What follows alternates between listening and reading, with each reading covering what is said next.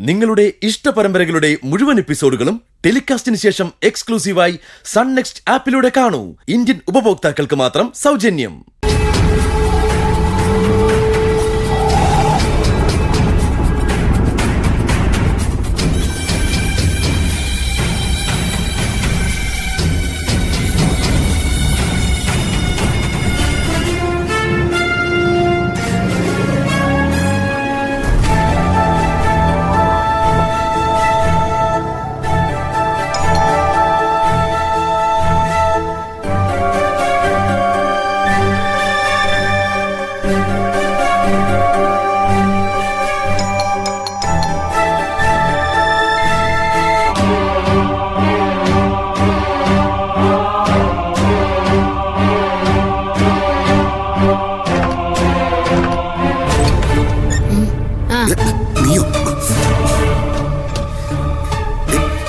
നീ വരുന്ന ആരെങ്കിലും കണ്ടോ?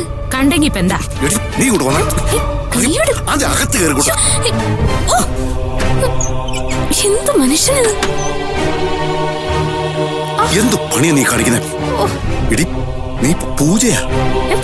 കാഴ്ചയിലും ഭാവത്തിലൊക്കെ തനി പൂജ. നീ ഇങ്ങോട്ട് കയറി വരുന്ന ആരെങ്കിലും കണ്ടാലോ? അർജുന്റെ വീട്ടുകാരോ നന്ദഗോപനോ എന്തിനാ SP യോ? അതോടെ എല്ലാം പൊളിഞ്ഞു.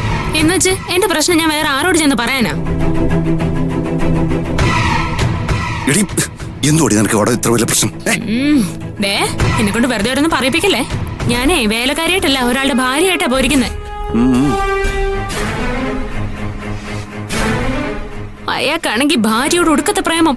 അയാളെ ഊട്ടണം, ഉറക്കണം, കുളിപ്പിക്കണം. ഇനി അയാള് നിവർത്തി കിട്ടാൻ ഞാൻ അയാളെ വല്ല കത്തിയെടുത്ത് കുത്തിക്കളയും. അയ്യോ എന്റെ പൊന്നുമോളെ, അങ്ങനൊന്നും ചെയ്തു കളയല്ല. തനിക്ക് ഇങ്ങനെ ഒന്ന് ചിരിച്ചാ മതി. അനുഭവിക്കുന്നതേ ഞാനാ.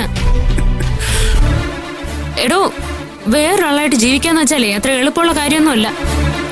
ആ വീട്ടിൽ ചെന്ന് കേറിയപ്പോഴാ എനിക്കത് മനസ്സിലായത്. കുടിക്കാനുള്ള വെള്ളമാണോ? നിനക്ക് അവിടെ ഉള്ളവരുടെ എല്ലാവരുടെയും ഫോട്ടോ കാണിച്ചു തന്നല്ലേ? എല്ലാവരുടെയും സ്വഭാവം പറഞ്ഞു തന്നല്ലേ?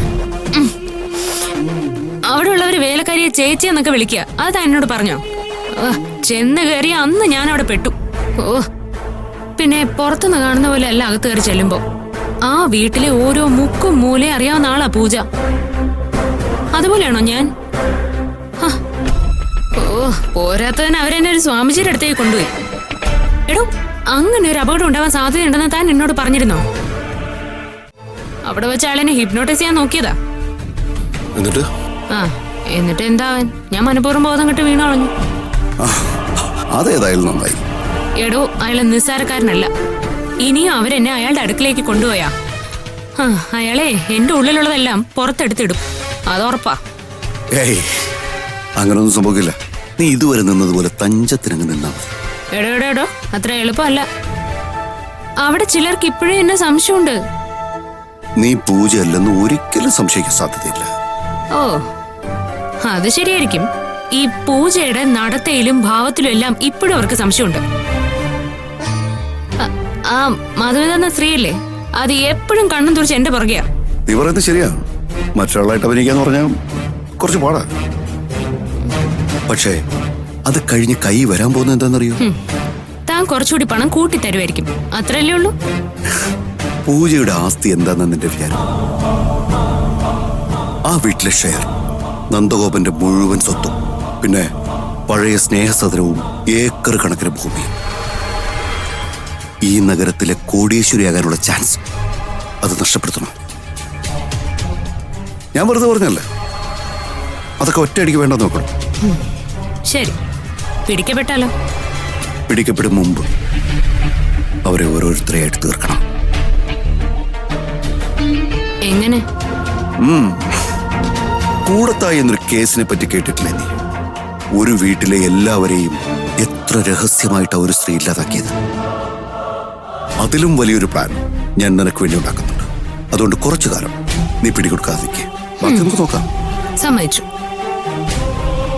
എനിക്കുണ്ടാകാൻ പോകുന്ന നേട്ടങ്ങൾ മനസ്സിലായി. പക്ഷേ തനിക്കെന്താ ഗുണം? നമ്മൾ തമ്മിലുള്ള ഇടപാടിൽ എന്റെ നേട്ടങ്ങൾ എന്താണെന്ന് നിന്നെ അറിയിക്കണം എന്നുള്ള വ്യവസ്ഥയില്ല. അപ്പം ഒരു കാര്യം ചെയ്യും, എന്റെ മോള് കൃത്യസമയത്ത് വീട്ടിലേക്ക് എല്ലാം നോക്ക്. ചെല്ല്.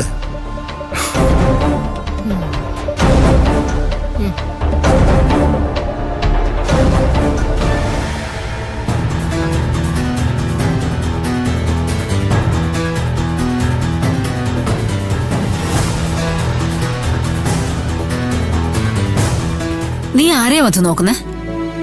പൂജ തന്നെ. അവളെവിടെ പോയി? അതാ ഞാനും ആലോചിക്കുന്നേ. എവിടെ കാണുന്നില്ല. അർജുന്റെ മുറിയിൽ നോക്കിയോ? രാവിലെ അവിടുന്ന് എഴുന്നേറ്റ് പോയി എന്നാ അർജുൻ പറഞ്ഞു. കാപ്പി പോലും സമയത്തിന് കൊടുത്തിട്ടില്ല. ഇവളിത് എവിടെ പോയി കാണും?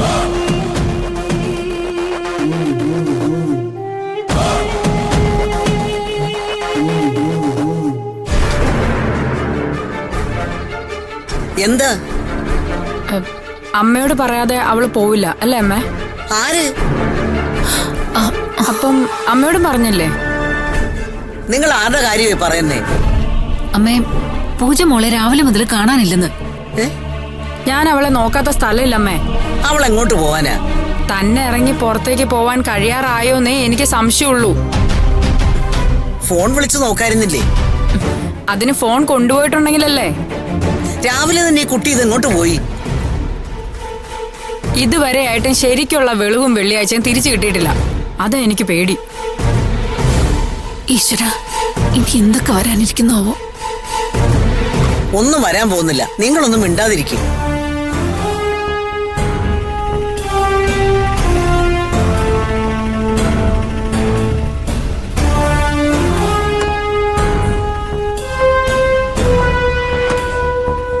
ആ, ദേ പൂജമോള് വരുന്നല്ലോ.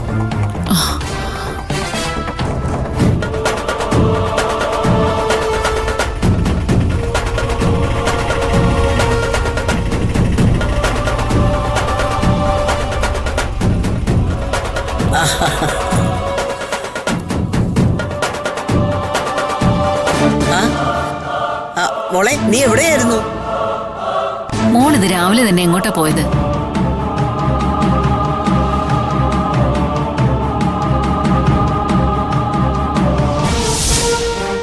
ഞാൻ വരട്ടെ?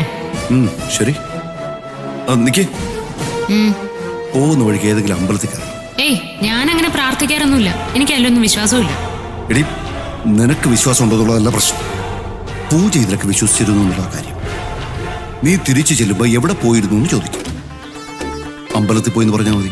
അതിനുള്ള തെളിവാ ആ കുറി. ചെല്ല്.